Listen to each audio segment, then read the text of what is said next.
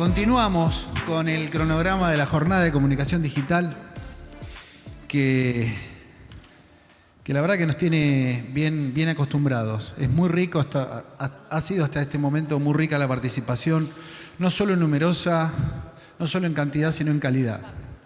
Así que nosotros, para no ser menos, vamos a tratar de ofrecer un aporte más en esto de la comunicación digital.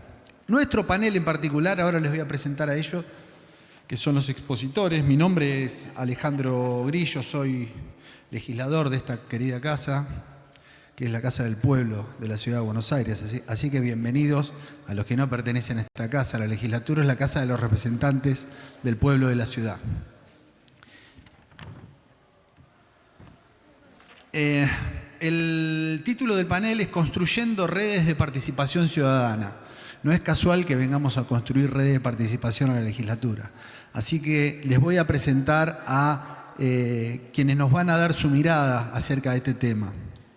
Las redes sociales y otras herramientas digitales ofrecen un enorme potencial para fortalecer la democracia y aumentar la participación ciudadana. Se espera que presenten casos reales de construcción de apoyo y legitimidad para leyes, programas de gobierno o campañas electorales y los desafíos para su implementación. Un poco esa es la consigna en la cual rondarán las exposiciones de ellos. Primero les quiero presentar a Florencia Caffarone. Bienvenida, Florencia. Ella es economista y directora de Democracia en Red, una organización que promueve la apertura de instituciones públicas y procesos de decisión mediante el uso de la tecnología. Posee experiencia en el sector público, en proyectos de innovación y formación en gestión ambiental, liderazgo y agilidad. A continuación, Federico Mirabet. Bienvenido, Federico. Me pusieron 32 años, así que ¿eso qué quiere decir? ¿Que el resto no nos pone en edad porque somos más grandes? ¿Cómo es? Nos distingue con su juventud, Federico Mirabet. Aunque no parezca. Sí, parece. Consultor político y asesorando actualmente a diferentes organismos, entre ellos al Ministerio de Agro de la provincia de Misiones. Hermosa provincia, por cierto. Mandamos un saludo a todos los misioneros y misioneras. Y conductor del programa político La Casa está en orden, en la casa del streaming. La Casa está en orden. Frase que hiciera inmortal en aquel balcón don Raúl Alfonsín al volver de Campo de Mayo. Así que después tuvo distintas connotaciones, pero para toda una generación de militantes, aquel momento, aquel fin de Semana Santa significó un freno y un parate a los totalitarismos de la Argentina. Así que bienvenido a ese nombre para tu streaming. Emanuel Ferrario, querido, legislador, colega, compañero de esta casa, licenciado en Estudios Internacionales por la Universidad de Itela y magíster en Políticas y Administración Pública de las Universidades de Stanford y Harvard.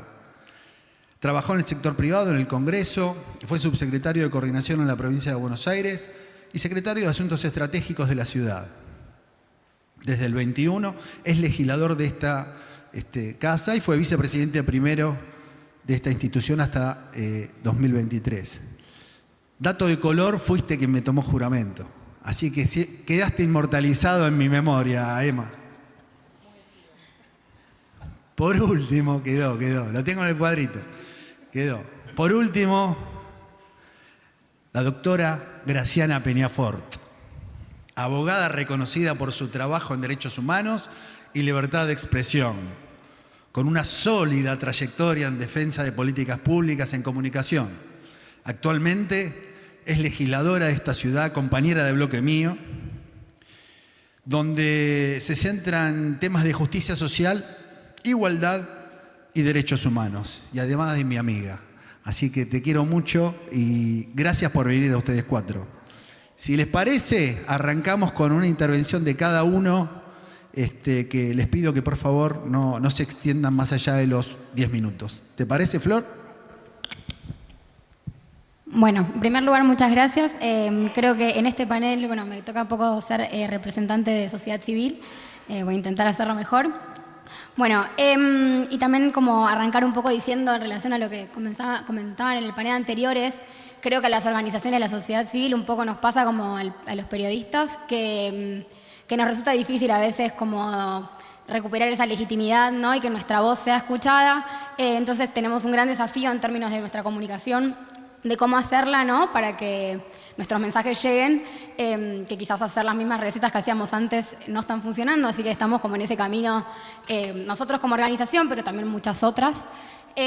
Así que me interesó mucho lo que se habló en el panel anterior.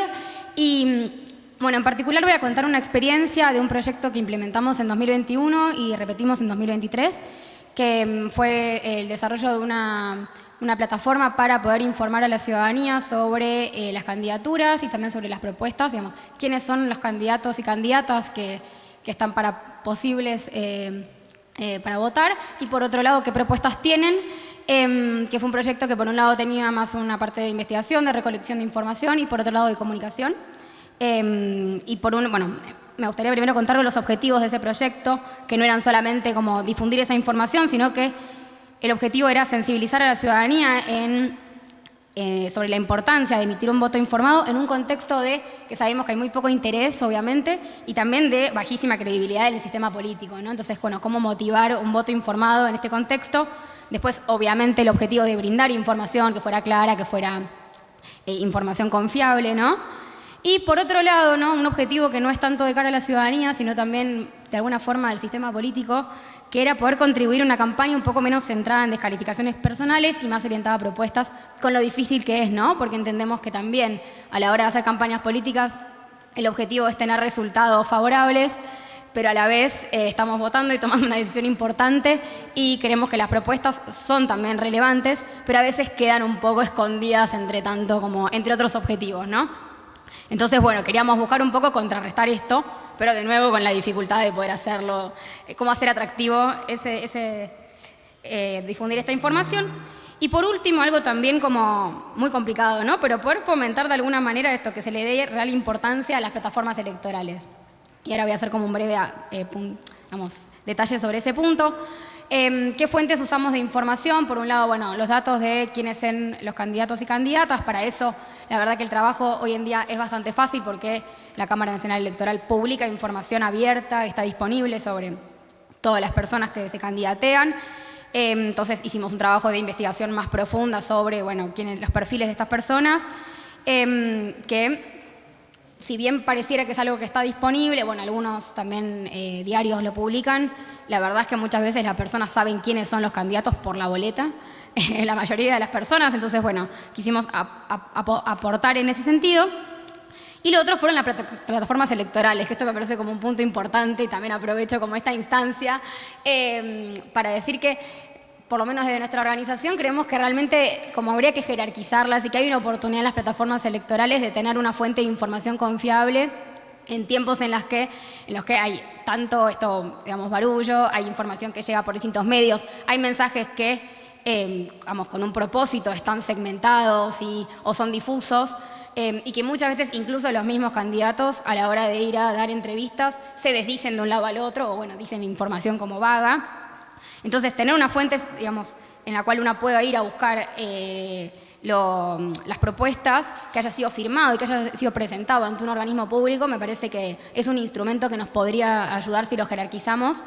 Y nos encontramos que el año pasado, si bien todos los partidos están obligados a presentar plataformas electorales, en muchos casos, bueno, el formato no está estandarizado, suelen ser vagos y en el momento de las PASO, en las internas, en algunos partidos incluso había la misma propuesta para ambos candidatos, haciendo obviamente, claro, para los dos candidatos de la interna, haciendo obviamente muy difícil poder analizar la comparación entre ambos.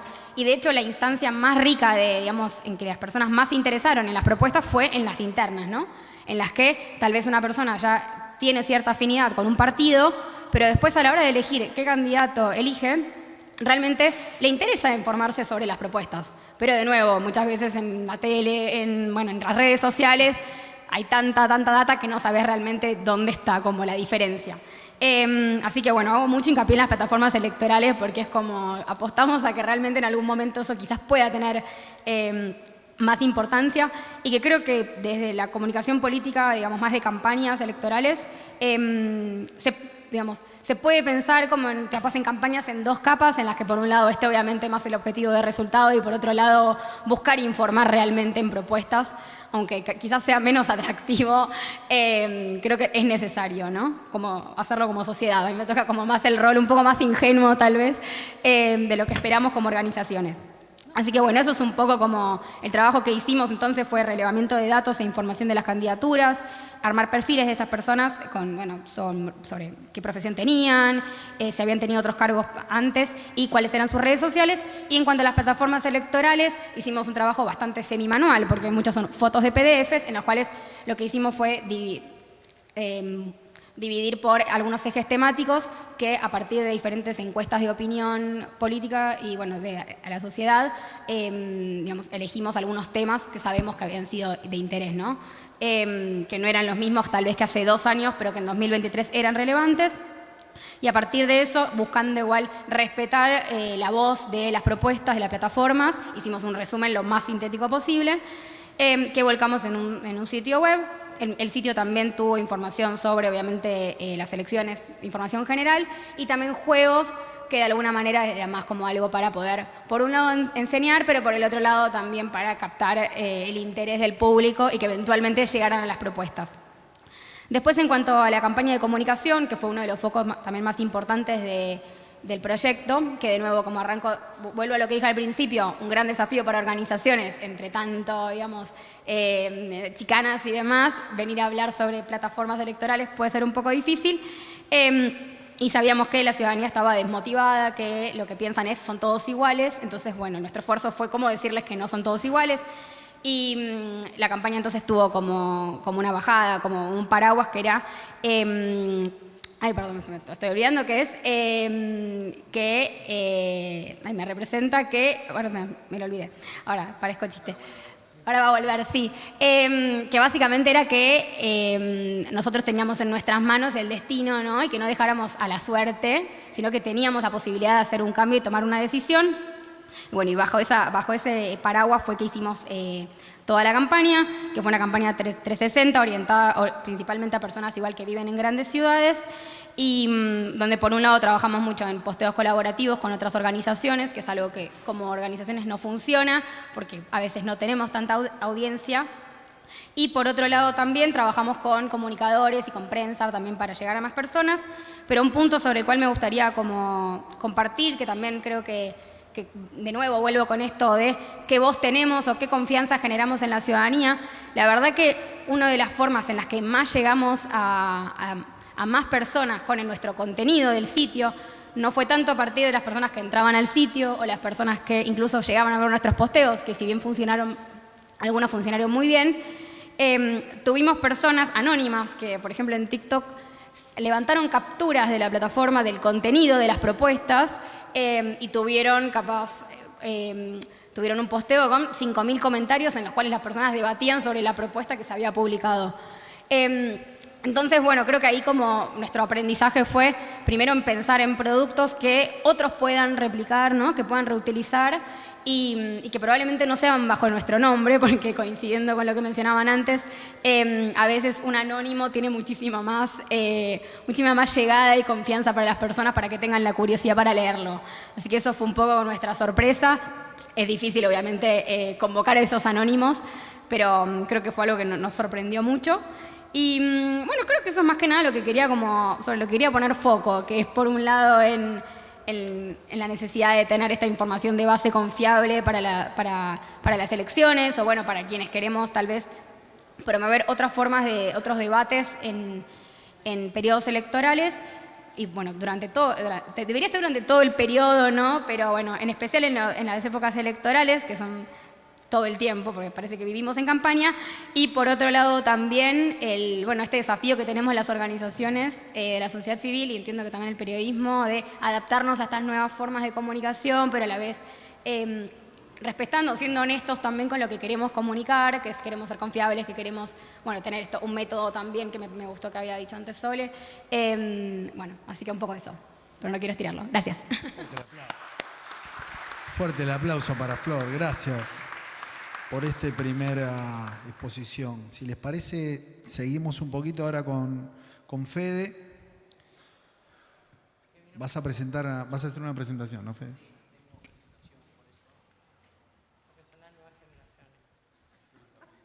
Gonzalito.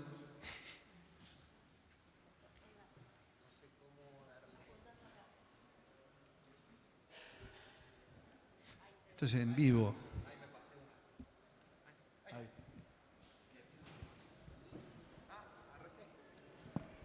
Bueno, muchas gracias por la invitación.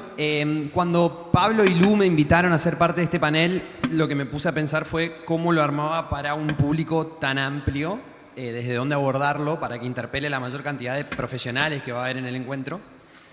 Y bueno, aprovechando el paso por el streaming, se me ocurrió que se podía hablar de participación ciudadana vinculándose a los nuevos medios. Paréntesis, para un misionero es muy grato estar en la Casa del Pueblo de la Ciudad de Buenos Aires. Siento que se federaliza un poquito. Siempre falta, pero está muy bueno esto y son todos muy bienvenidos en Misiones cuando quieran ir para allá. Construyendo redes de participación ciudadana, la pregunta es si datos y nuevos medios van de la mano. La hipótesis parecería ser que dice que sí.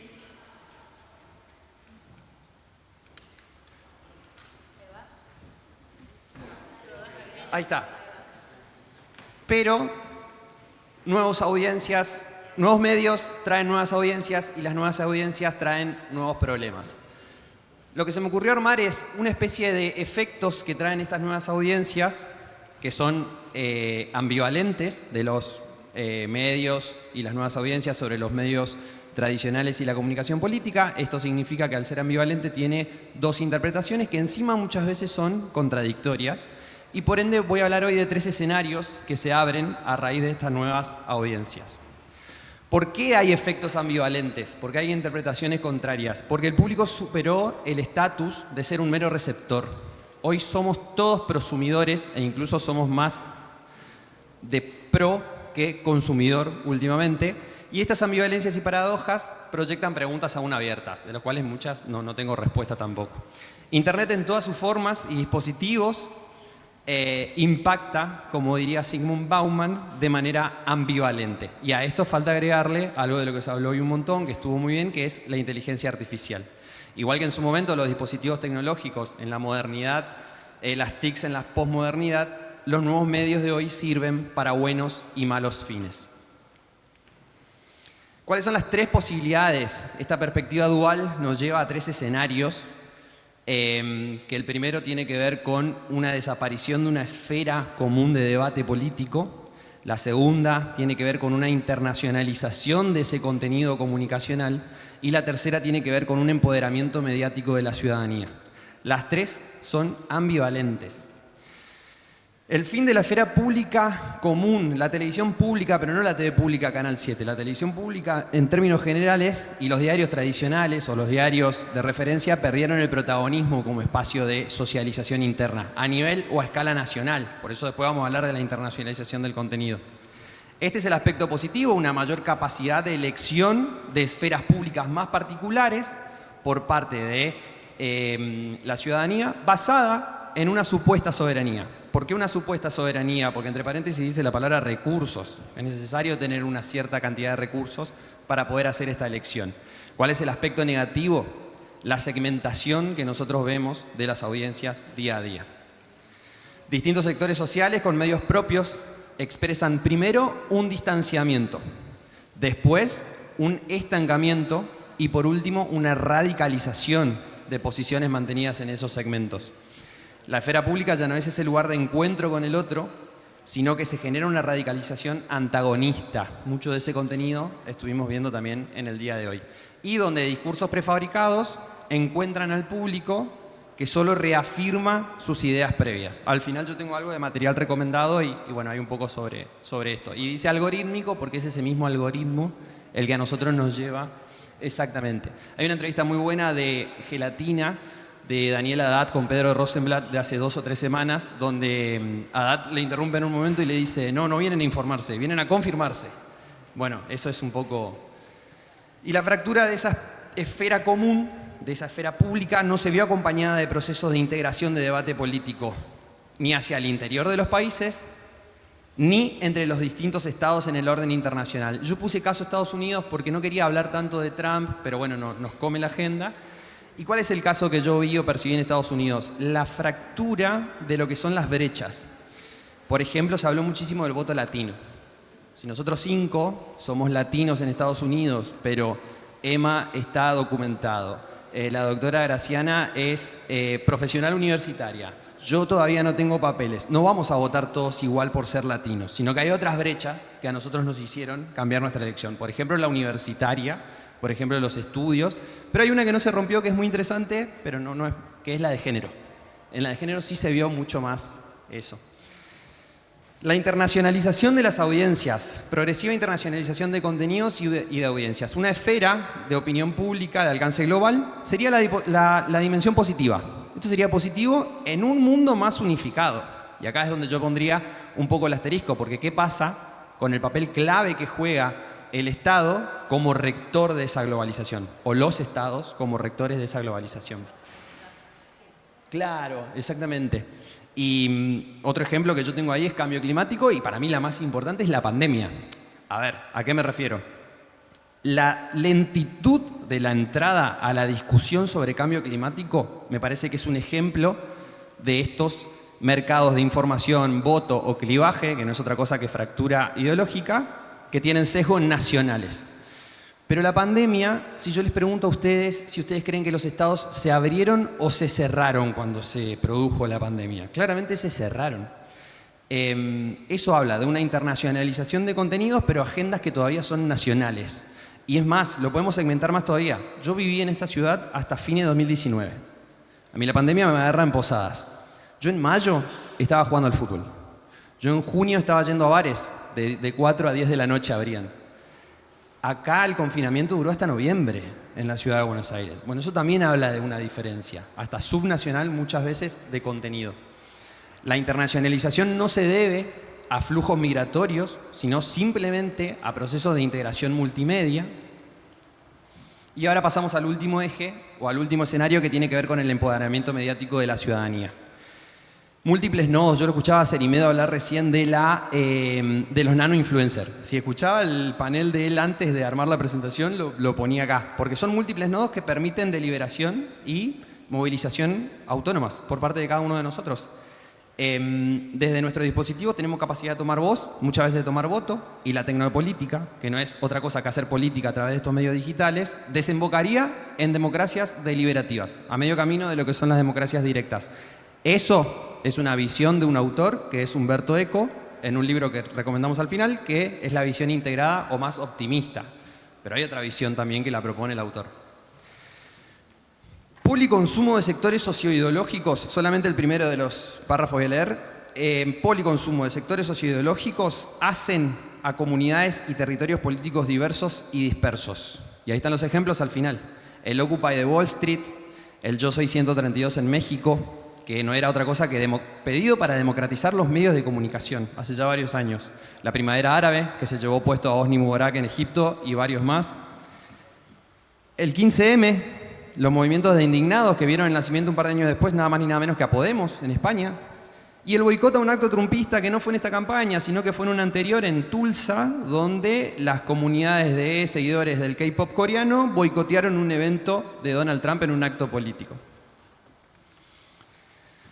Y esto sabe más Emma que yo, pero sobre nuestras rutinas de uso y consumo, y lo dijo Caro Amoroso en el panel anterior, somos perezosos. La teoría de la elección racional dice que tomamos nuestras decisiones midiendo los objetivos y el costo de los mismos. La minimización de costos de adquisición de conocimiento nos presenta muchas veces como seres egoístas o perezosos. Entonces, ¿qué pasa? Nuestro interés objetivo en la información política solo va a ser tal si se ve afectada nuestra subjetividad.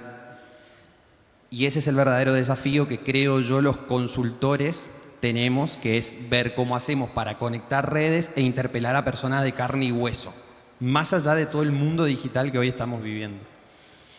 No sé si alguien puede estar en contra de esta frase, porque va también en relación a lo que se venía diciendo en paneles anteriores, y voy cerrando con estas imágenes para hacer alusión.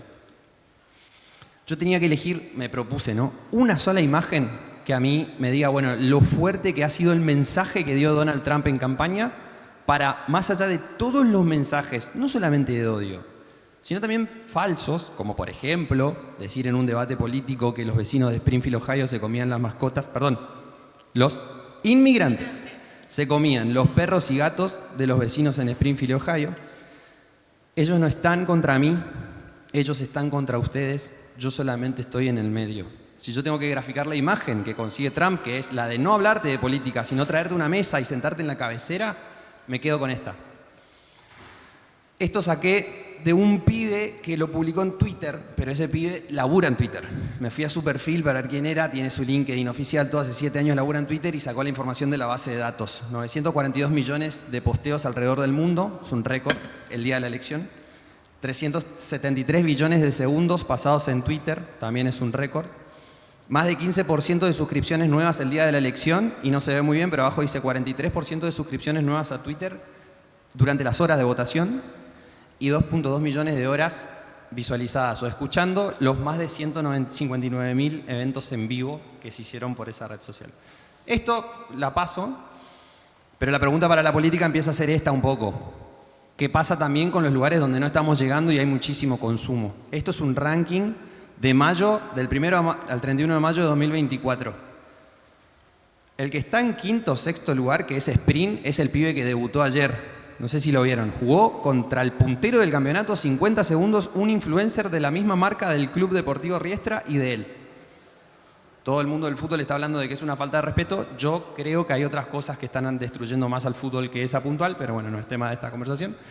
Y el primero que aparece ahí es otro vinculado al mundo del fútbol, que es Davos Geneise, que es un pibe que tampoco habla de política, pero tiene 1.33 millones de visualizaciones solamente en mayo. Y ahí la escala que ven ustedes, Coscu, que por ahí es el más conocido, por lo menos para mí, está en séptimo u octavo lugar. Y ahora sí, nada, paso a los recomendados. No debía hacer eso, es el podcast de Emma Ferrario. Y particularmente, si pueden ir al capítulo donde habla, creo que dura 6 minutos, que dice ¿qué tienen en común Blancanieves con la fake news? Habla un poco de esto de confirmarse más que informarse. Busquen en YouTube esta entrevista a Leopold Aschenbrenner de Dwarkesh Patel, es una entrevista tecnológica. Ese Leopold tiene 20 o 21 años, laburaba en OpenAI y dejó de laburar en la empresa. Dura 5 horas la entrevista, pero está dividida por capítulos. Aproximadamente a la hora se pone a hablar de las implicancias geopolíticas que va a tener el mundo de a 7 a 10 años por la inteligencia artificial.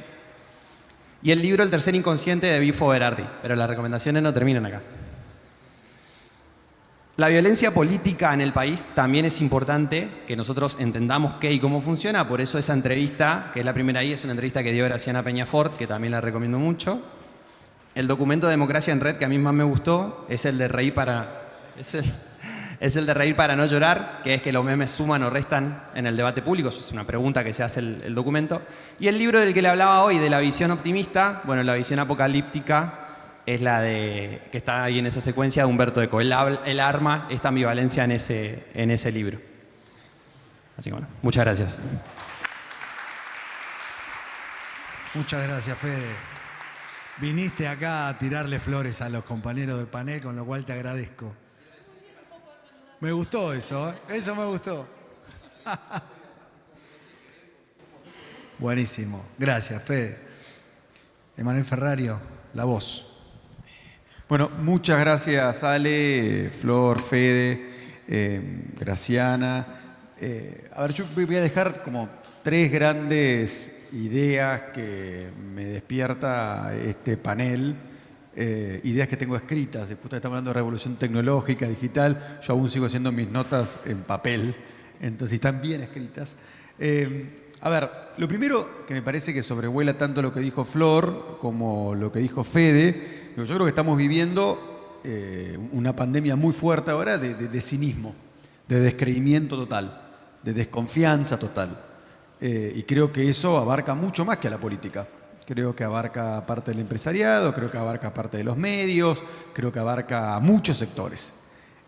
La pregunta es, bueno, ¿a qué se debe ese cinismo tan fuerte? ¿Y a qué se deben esas emociones tan fuertes detrás de ese cinismo? Bueno, hay distintas hipótesis. A mí me convence muchísimo una que para mí es bastante obvia, que es la falta de resultados en general. Y creo que hay otra que es la desconexión de la dirigencia o de aquellos que tenemos que representar con los miedos más profundos de aquellos que representamos. Y el miedo es una emoción muy poderosa, que cuando no se hace eco, no se representa, no se habla de lo que lo moviliza, bueno, eso por sobre todo, sumado a la falta de resultados, genera mucha desconfianza, mucho descreimiento. Y cuando eso se repite en el tiempo, genera cinismo. Entonces, para mí la pregunta del momento, al menos la que yo trato de hacerme todos los días, es, bueno, ¿cómo reconstruimos la confianza? ¿Cómo reconstruimos ese vínculo? Y ahí claramente hay distintas cosas para hacer, desde los distintos sectores, pero creo que hay un elemento que tiene que ver de centro con esta conferencia, con este encuentro, que creo que ayuda muchísimo y es fundamental, que es la participación ciudadana, ¿sí? Que es construir estas redes de participación ciudadana. ¿Por qué? Bueno, hay razones bastante claras y obvias para mí.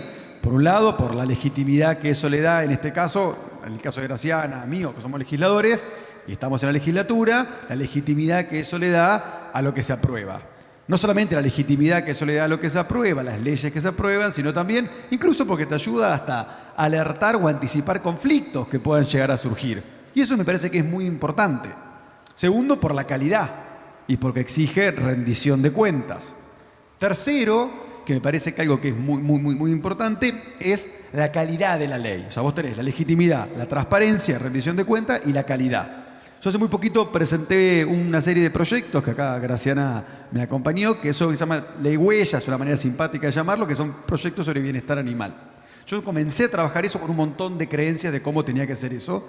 Durante todo el proceso me entrevisté con 197 organizaciones, referentes, académicos, activistas, y les puedo asegurar que cambié un montón de ideas que tenía sobre cómo trabajar el tema bienestar animal. Pero un montón, ¿eh?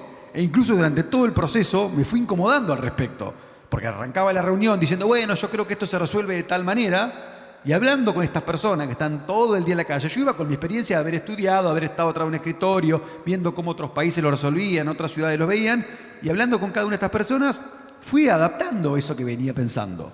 Y hoy el producto de esas 5 leyes es producto del trabajo hecho con todas estas organizaciones. Y obviamente que eso me exige a mí otra rendición de cuentas con cada uno de ellos. Con lo que se discuta, con lo que se apruebe, porque esos son 5 proyectos de ley discutidos de manera colectiva. Ahora, en este contexto, la tecnología, ¿no? En este contexto, la revolución tecnológica. Bueno, ¿y qué hacemos con eso? Yo creo que la tecnología claramente cambió varias cosas. Por supuesto, cambió la manera en que nos comunicamos, la manera en que conocemos a nuestra pareja, la manera en que trabajamos, la manera en que discutimos. También cambió la política. Cambió el modelo de representación, cambió el estilo de representación. Pasamos de un modelo donde básicamente, tras el comienzo de la democracia, votaba un poco más por la identidad partidaria de mi familia, y porque mi familia es radical, yo votaba radical, a un modelo que pasó a ser más de rendición de cuentas. Te voto, pero a los 2 años voy a ver cómo performaste y en función de eso te renuevo o no te renuevo el voto.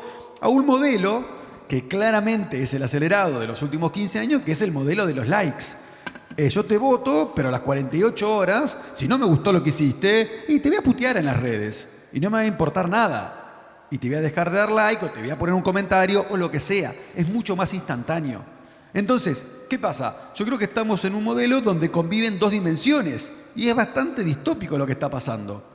Tenemos un modelo digital, donde en los últimos 15 años se aceleró de una manera impresionante, y tenés TikTok, tenés Instagram, ¿sí?, que cambió toda la manera de vincularnos, y tenés un modelo físico, real, que es esto, analógico, que son instituciones políticas del siglo XIX, que tienen 200 años. Entonces, esa tensión, definitivamente, es lo que está pasando y lo que estamos visualizando todos nosotros. Digo, estas 2 dimensiones, que es la que convivimos minuto a minuto, y claro que generan incomodidad, y claro que generan un malestar, que hay que de alguna manera poder resolverlo. Pero eso nos involucra a todos nosotros y por supuesto involucra nuestro rol, en este caso como legisladores. ¿Cómo hacemos para abrir más esto? Y la tecnología tiene cosas que son preocupantes, ¿sí?, que yo no romantizo, desde el aumento de la polarización, las burbujas que hablaba Fede, la desinformación, la misinformación, la intensificación del individualismo. Estamos todos conectados, pero a su vez nos sentimos todos más solos. ¿sí? Y la fragmentación es un hecho real. Digo, hay tantas verdades como personas se meten en las redes y cada uno encuentra lo que está buscando. Entonces, claramente eso para el debate público, y bueno, sí, es un desafío muy grande. Es un desafío muy grande. Y tenés el populismo estilístico para justamente comunicar ideas, y es la manera de captar atención. Entonces, bueno, todo eso genera un montón de signos de pregunta y un montón de preocupación. Ahora, también tiene un montón de cosas positivas, ¿sí? Abre canales, facilita el acceso, es mucho más horizontal la producción de contenidos y es más barato. Desde ya que también para instituciones como estas, cuanto más canales abra, cuanto más posibilidades hay para que la gente acerque sus ideas, sus propuestas, es mucho mejor. Y la tecnología es un canal. No hay ninguna duda que eso es así. Y creo que es algo muy importante que reconozcamos y que pensemos cómo hacemos para justamente potenciar la participación ciudadana. Incluso este individualismo que yo les comentaba recién, que claramente es el lado más negativo, también tiene otra, si querés, otro lado, que es, bueno, ¿cómo hacemos para aglutinar, para amalgamar estos temas que movilizan a un montón de personas en torno a causas? ¿Cómo hacemos para movilizar eso? Cosas que quizás la política no está hablando, que no estamos discutiendo. Bueno, ¿de qué manera la tecnología puede hacer para visibilizar esas agendas? Yo quiero mencionar rápidamente 3 temas concretos que yo estoy trabajando desde acá con tecnología, que tienen que ver con participación ciudadana. Desde uno muy chiquito a uno más grandote, que incluso trabajamos con Flor. Uno muy chico tiene que ver con, por ejemplo, abrir mi agenda. Yo en enero puse 6 horas por semana de mi agenda que están abiertas para que la gente se anote y me venga a ver. Quien sea, por el tema que sea. Y les puedo asegurar que viene a verme gente muy crítica de las cosas que estamos haciendo, o de que hicimos, o de dudas sobre agenda, o temas que ven que planteo en mis redes y me dicen, che, esto no estoy de acuerdo. ¿Por qué estás hablando de esto? ¿Sí? Y lo bueno de todo eso es que se puede dar una discusión. Y lo más gratificante de todo eso es que mucha gente que vino con mucha crítica se va de ahí y dice, che, no, sigo estando no de acuerdo con lo que Manuel plantea, pero por lo menos tuve 30 minutos para sentarme, para discutir y para intercambiar argumentos. Digo, y me parece que eso es una función básica, la de poder discutir y de intercambiar argumentos. Yo no pretendo que todo el mundo esté de acuerdo conmigo, si no me dedicaría a otra cosa, pero claramente lo que sí pretendo es que podamos tener una instancia de discusión. Bueno, eso es muy chiquito y así pasaron 200 personas por mi oficina en lo que va de este año. Segundo, el portal de diálogo legislativo, que fue algo que inauguramos hace un año cuando yo era vicepresidente de esta legislatura y Mati lo sigue recontra impulsando. Que para mí es muy importante, es presentar los proyectos en el portal antes de ser introducidos en el sistema parlamentario. O sea, antes de convertirse el anteproyecto, básicamente, en el portal. Y les puedo asegurar que sirve un montón. Estos mismos proyectos que yo les comentaba recién y otros, como el tercero que voy a hablar ahora, que es el de Asambleas Ciudadanas, los vecinos, la gente, comenta, lo corrige y lo corrige de una manera que es sumamente productiva. Y lo hace desde su experiencia, desde su conocimiento. Y está buenísimo. Y ojalá se usara muchísimo más el portal de diálogo legislativo. Y el tercer punto, que es un proyecto que presenté, y acá la gente de Flor me ayudó un montón, que son las asambleas ciudadanas. Y para mí es muy importante que podamos avanzar en ese debate.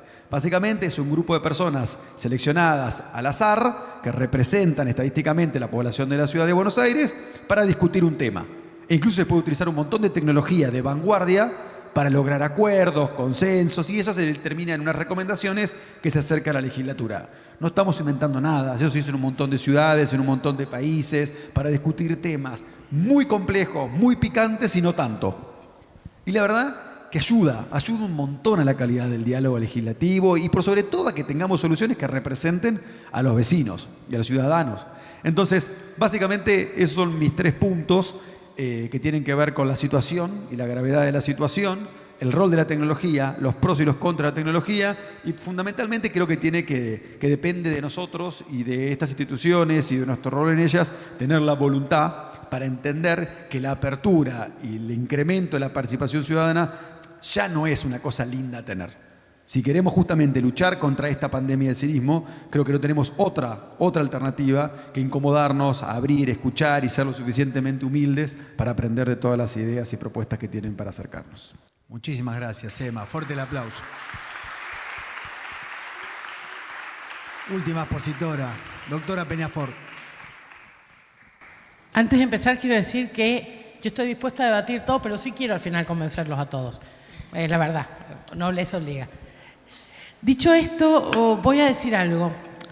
Cuando me invitó Matías acá, yo me puse a pensar qué es la participación ciudadana. Y la verdad que el principal objetivo de la participación ciudadana no es más que algo que hemos hablado de distintos modos, que es el tráfico de información. Entendiendo que Juan, hombre común, acceda a la información y que al mismo tiempo Juan, hombre común, sea un dador de información. De pronto cada uno, y bien lo decía Fede, se ha vuelto una fuente en sí misma de información. Pienso en voz alta, ¿cuántos de nosotros esta mañana nos dijeron hubo un choque en el centro y nos fuimos a las redes sociales para ver las imágenes? Porque los cientos de celulares que estaban en ese choque nos dieron las imágenes con mucha más rapidez y voy a decir con mucha más espontaneidad de lo que nos va a dar la televisión, por ejemplo. ¿Y por qué planteo esto? Porque la información de la que nos importa en términos de participación ciudadana no es cualquier información, no es el recorrido del subte. Es una información que tiene un valor, y voy a ser redundante en esto, tiene un valor desde la valoración que el ciudadano hace de eso, porque es información que de alguna manera es estratégica para su vida, la de sus hijos, los destinos de la patria, llámenlo como quieran, pero no es una información incolor, inodora e insípida. Es una información que tiene un valor. Ahora, voy a decir algo que es importante. Este valor se lo da a algo que no está muy bien visto en estos tiempos. Yo me siento obligada y lo digo con honestidad, yo reivindico, que es la política. Y voy a ir a una viejísima definición que estudié cuando estudié Derecho Político, respecto a que la política tiene dos fases. Esto lo dice un politólogo que se llamaba José Justo López. Por un lado está la faz agonal, que es la que nos gusta a todos.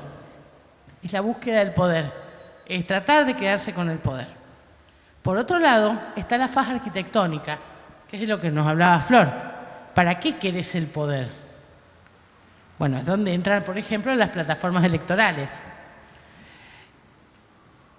Y hago esta definición porque necesito hablar de participación ciudadana oscilando entre ambos aspectos, entre las facetas de lo que es la política. En materia de faz agonal, no me cabe duda que vamos a estar todos de acuerdo que hay una suerte de, ¿cómo lo digo? Aunque el mensaje es mío, yo estoy alienada en términos marxistas del mensaje. ¿Qué significa? Es mío, pero no lo es. Yo estoy lejos de ese mensaje. Sí, yo puedo estar, voy a dar un ejemplo, puede ser mi tweet, pero mi tweet puede estar replicando una fake news que no ideé yo, no la pensé yo, me llegó, ni siquiera porque le llegó a Graciana Peñafort, me llegó porque en una segmentación de datos yo soy el tipo de público de ese tipo de noticias. Es decir, aunque el mensaje es mío, yo estoy muy lejos de ese mensaje. ¿Me explico en esto? No. Dicho esto, vamos a la faz arquitectónica, porque esto para mí, la alienación del mensaje político, como yo le llamo, esta suerte de lejanía del sujeto al mismo tiempo emisor y receptor de su mensaje político, es típico de la faz agonal, por eso aplica para la fake news, para las omisiones de información, todo lo que se quiera. Distinto es cuando vamos a la faz arquitectónica. Porque en la faz arquitectónica se juega algo que es muy difícil separar del individuo. Soy nerd y no lo puedo evitar. Hay una hermosa definición del individuo que viene de la filosofía alemana, que es Dasein, que es el ser en el mundo. Ese ser en el mundo tiene intereses, valores, necesidades, etc. Y cuando piensa en la faz arquitectónica, está pensando de qué manera la política, va a satisfacer esas necesidades, deseos, inquietudes. Por lo tanto, es muy difícil separar al individuo, a ese Dasein, de la faja arquitectónica de la política. Paradójicamente, y esto no es menor, entre la faja agonal y la faja arquitectónica hay una suerte de tensión que hace que la faja agonal sea más divertida. Voy a decir, me siento una nerd total, me siento una persona líquida en la faja agonal, fluyo, me quedo con fake news porque confirman lo que yo pienso, aun cuando cada tanto a todos nos ha pasado alguna vez. ¿Quién no ha recibido un mensaje de decir, che, ¿esto será cierto? Por la duda lo paso igual. Es mucho más sencillo. ¿Me explico? Entonces, mientras que la faja arquitectónica es el único lugar, o es el lugar que le queda al ser humano, donde no todo es lo mismo, donde no puede ser líquido.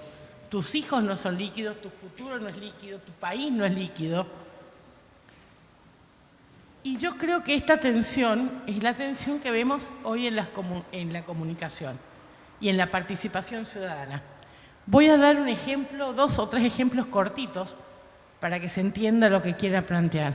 Yo me acuerdo mi primer gran experiencia de participación ciudadana, fue allá lejos y hace tiempo, cuando me tocaba ser joven, que fue la elaboración de la Ley de Servicios de Comunicación Audiovisual. Ley que escribimos rodeados de pizzas grasosas,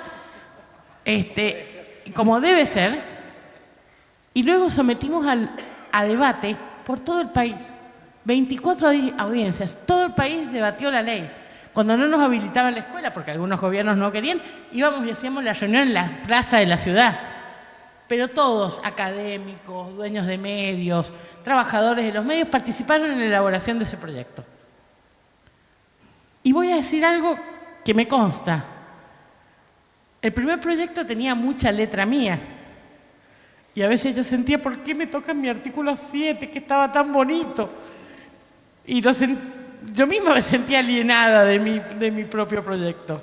Ahora, el resultado final de la ley, sometido a ese proceso de participación ciudadana, fue mucho mejor que aquel proyecto que tenía la coherencia que tienen los trabajos de 1 o 2 personas, pero tenía la representación de una sociedad. Y fue la sociedad la que se apropió de esa ley. Eso para mí fue un ejemplo. Cuando me tocó venir acá, yo dije, ¿cómo voy a hacer? Es mi primera experiencia como legisladora.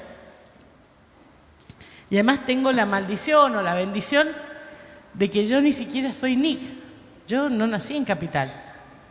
Yo nací en Mendoza, crecí en San Juan.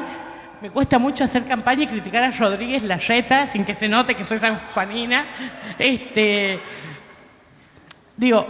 Y yo pregunté, ¿cómo hago para hacer campaña y ser una digna representante de los porteños? Lugar del que aspiro y de la que estoy muy orgullosa. Entonces me dije, bueno, voy a tratar de traer esta imagen que ya me había funcionado allá en la elaboración de la ley de medios. Y dentro de las comisiones, ¿qué pedí? Pedí una extraña comisión que me acompaña Manuel, que es la Comisión de Políticas para una Participación Ciudadana Plena. Voy a decir, cuando la pedí, alguien que trabaja en mi despacho me dijo, una comisión falopa.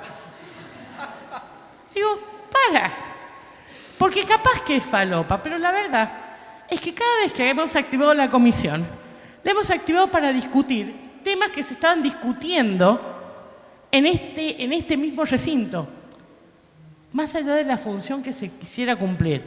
Voy de ejemplo, cuando nos tocó reiterancia, yo desde esa comisión llamé a los miembros del Poder Judicial de la ciudad para que vinieran a dar los que iban a ser los aplicadores de esa ley su opinión sobre la ley. Cuando entró un proyecto sobre la liberación de ciertas reglas para el consumo de cannabis, llamé a los que trabajan con el tema cannabis para que nos vengan y nos den su posición. La verdad, que voy a decir una cosa. A quien me dijo que era una comisión falopa se equivocó. Porque tal vez es la comisión donde más aprendemos y donde más ejercemos con total plenitud esta parte tan bastardeada de la política, que es la faja arquitectónica. Porque es esta comisión y es la participación ciudadana lo que nos dice que no lo hacemos desde el mundo líquido, que que no lo hacemos desde el lugar sin importancia, que ni siquiera lo hacemos del fake news.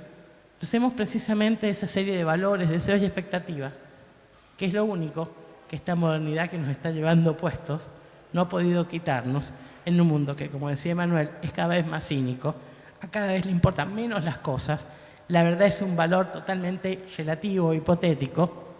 ¿Saben? Lo único que no es ni relativo ni hipotético es ese ser en el mundo, que es lo único que nos puede dar un espacio de participación real, que en las democracias modernas adopta el rol de participación ciudadana. Y quiero hacer una última digresión.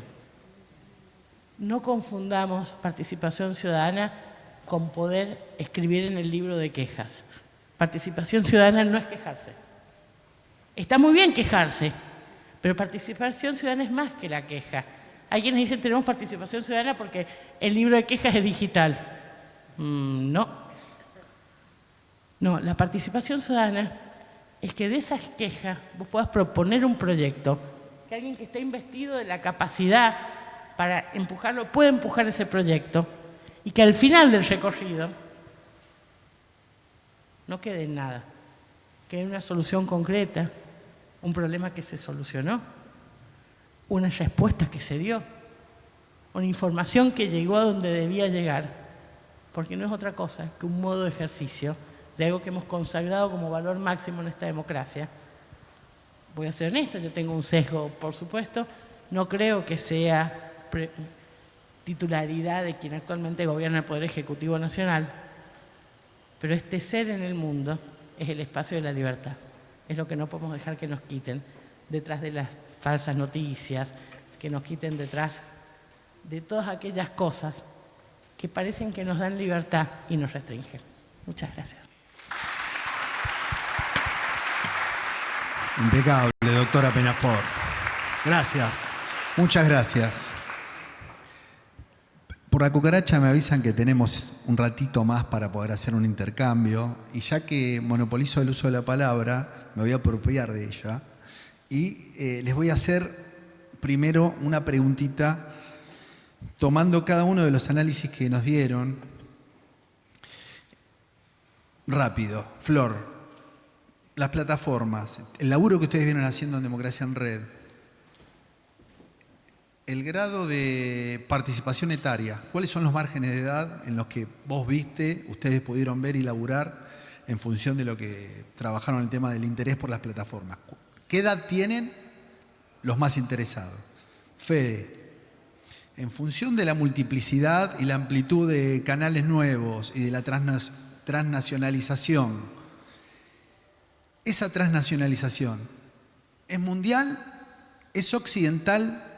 Y si solo es occidental, ¿cómo se lleva con Oriente y un mundo oscuro, no oscuro, sino distinto, diverso, al cual quizás la mirada occidental no tiene llegada? Grace y Emma, porque son mis compañeros legisladores. La participación ciudadana, sistema de participación directa, la democracia directa.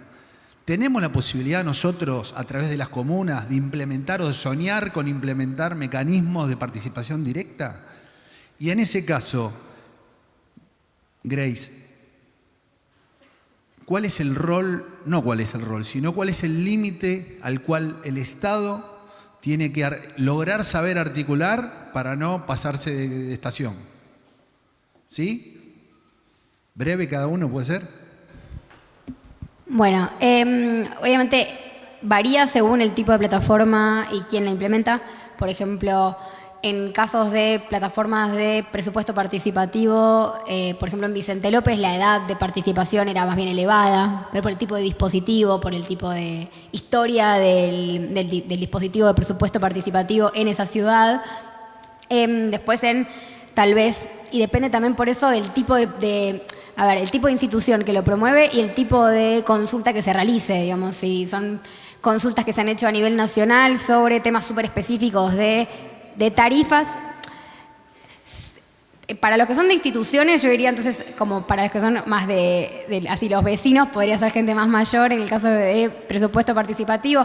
En el caso de plataformas como la de la Nación, Es una plataforma de consultas públicas que se han hecho muchas consultas sobre temas súper técnicos de, por ejemplo, sobre tarifas, sobre temas bien técnicos. Obviamente el rango de edades de personas en edad laboral entre, 35 y 60 años.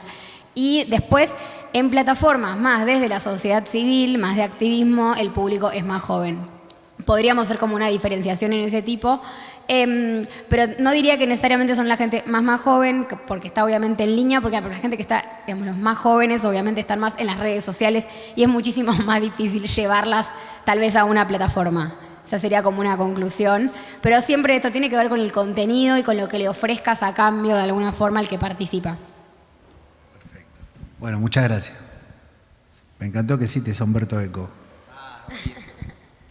Con respecto a las barreras Occidente-Oriente, creo que lo que nos distancia tiene que ver, hoy decíamos esto de la internacionalización no se da por flujos migratorios, sino que se da por procesos cognitivos de transmisión digital. Creo que lo que nos aleja no tiene que ver con la conectividad en sí, sino la barrera cultural, que es fuertísima. Hoy mencionaban Cerimedo el uso de otras redes sociales, otro expositor hoy hablaba de que no existe VPN, y lo traigo a la inversa. ¿Cuántos hemos escuchado el cambio incluso de postura del gobierno actual con respecto a lo que pasa con China? Y uno dice, bueno, pero ¿cómo puede ser que eso se haya tolerado de alguna forma? Bueno, las mismas barreras culturales están desde allá hacia acá y a nosotros nos pasa. ¿Quién de acá se pone a cuestionar cuando ve Shanghái o las 5 megaciudades que tienen más de 25 palos de habitantes o las 20 que tienen más de 10 palos de habitantes? ¿Quién se pone a pensar en el Politburo? Seamos buenos, digamos.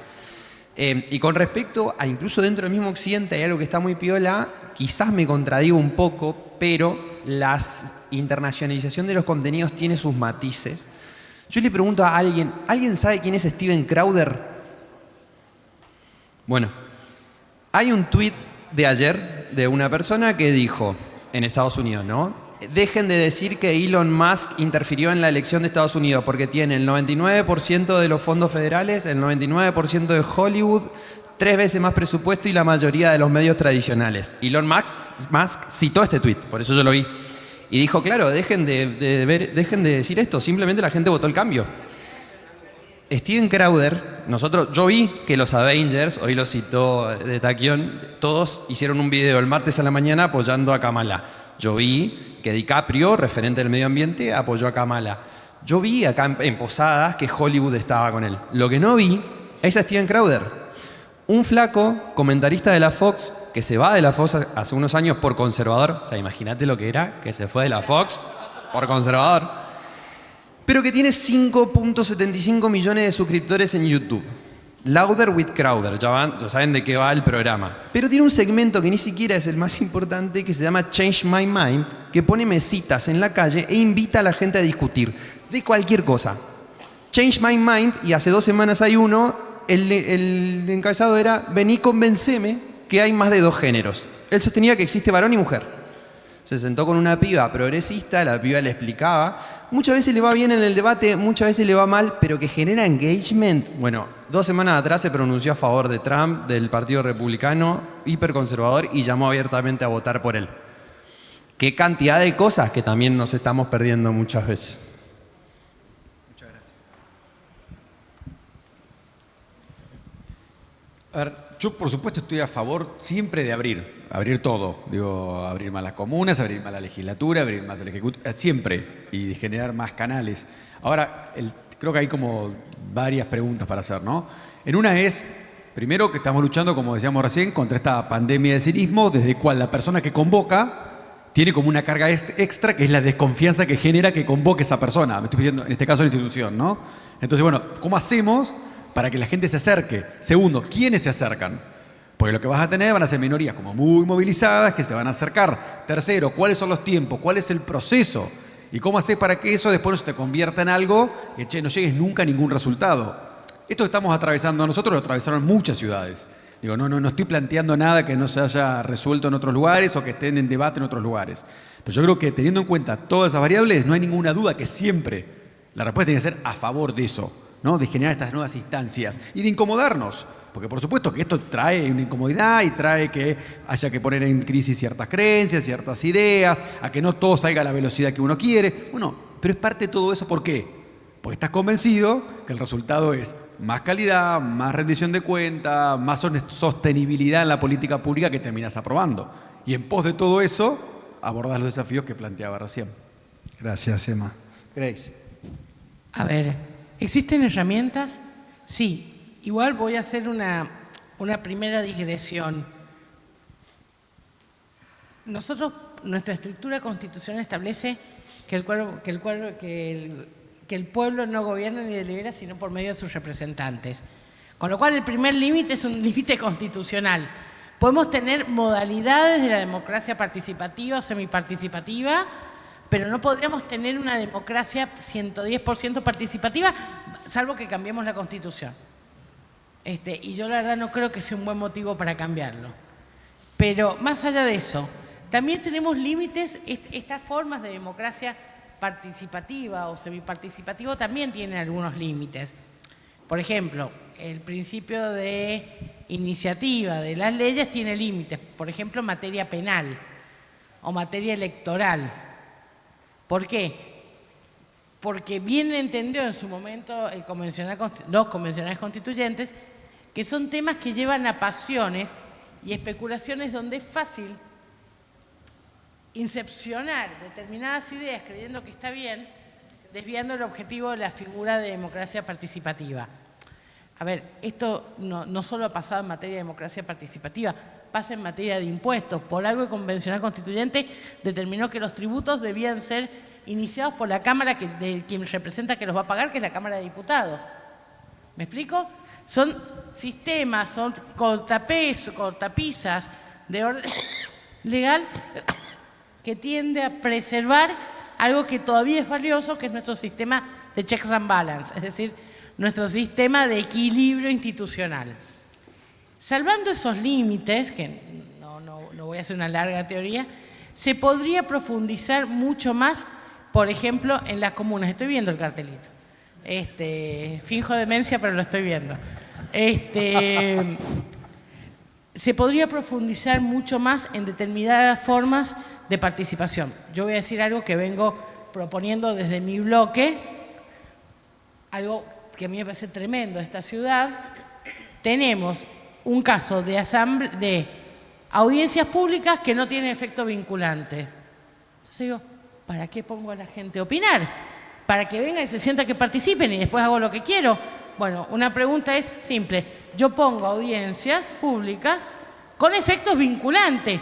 O en todo caso, no le quieren dar efectos vinculantes, pongo la obligación que quienes toman la decisión expliquen por qué se alejan de lo que se escuchó en esa audiencia pública. Excelente. Muchísimas gracias a todos por estar. Muchísimas gracias, Emanuel, Graciana, Fede, Florencia. La verdad que nos vamos un poquitito más llenos de debate, de análisis. La participación política, la participación ciudadana. Alfonsín decía que la democracia se mejora con más democracia, con más participación. Así que les pido un aplauso a todos para estos 4 fenómenos.